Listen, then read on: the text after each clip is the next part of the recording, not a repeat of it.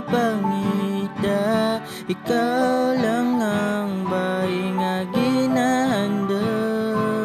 Ikaw lang ang bahay nga ginasagap ko.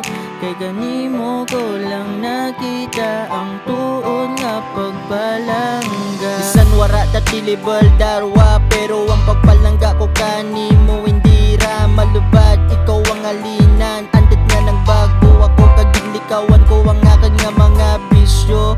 Ikaw gina-inspirasyon ko sa akin nga kabuhi. Gusto ko maimawt ikaw sa akin nga mga handam. Kag ikaw akin nga kulatan. Bisan ano pagkalawira,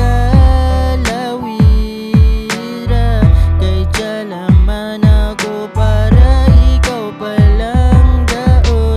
Kag ipakita ko kanimo nga interesado ako. Klase laki, imuon ko ang tanan para lang ako imo nga palanggaan. Kag batunon di dyan maguntat ang akin nga ginabatsot kanimo. Ikaw lang ang bahi nga nagustuhan ko. Bisan pira patan nakabay maabot ka na. Kunwara akong tilaban kay kanimo lang ko.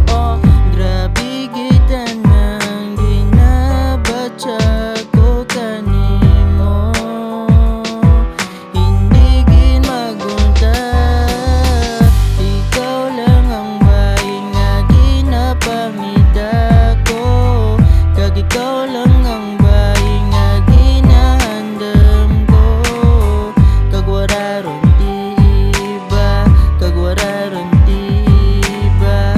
Ikaw lang kita na ang bahay nga ginapangita ko.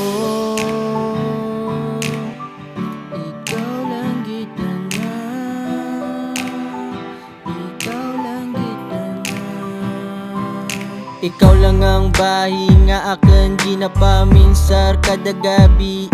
Hindi makompleto adlaw ko kung di ka makita. Andit nga grabe kita na igo ka akin nga tagi pusoon ko kanimo. Sa kaduruhon nga bahay ikaw lang ginapangita ko. Daan ma-realize mo ra nga ikaw lang akin nga gusto. Hindi rin magduwa-duwa dyan nga ikaw palang gaon. Kay kung dyan ka matupagan akin, hindi ka masakitan.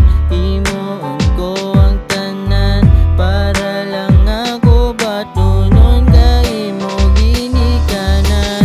Kag ipakita ko kananda nga kaya't ikaw palang gaon kagalungan. Kag tandaan mo lang permi nga dyan lang ko permi kanimo. Bisan nanuwang matabo pagpalangga ko, di ra madura kang magbago. Bisan ano kalawid ikaw gyapon